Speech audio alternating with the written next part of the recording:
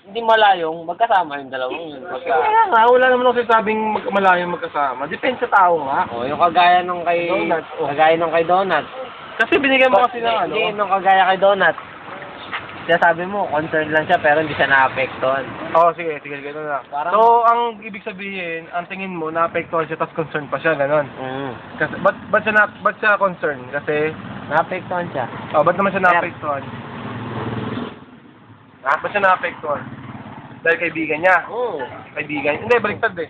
Ba't siya naapektuhan? Dahil concerned siya, di ba sabi mo? Hindi.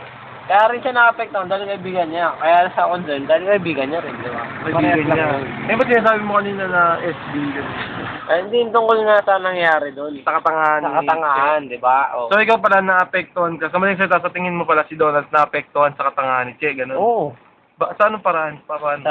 Kaya sa na-apektuhan, siyempre, unang-una kaibigan niya yun. Kaya nga, kaibigan niya. Oh, tanga-tanga na, ano na tayo, tanga-tanga yung kaibigan niya. Ano yung Naapektuhan siya ron. ano yung naramdaman ni Donald sa tingin mo ba siya naapektuhan? Baga, yung apektong Nararamdaman niya. dumadating sa kanya, Oo. yung apektong dumadating sa kanya, Oo. na bakit ganun? Oo. Ano ba't gano'n? Napapaisip siya, di ba? Bakit ganun? Di ba?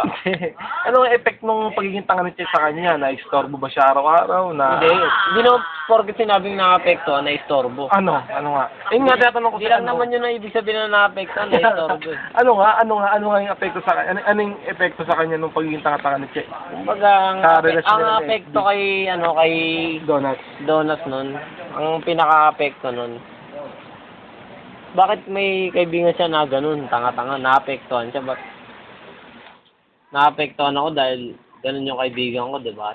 Oo, Tanga-tanga sa isang lalaki, di ba? Oo, tanga-tanga. Ba't naman siya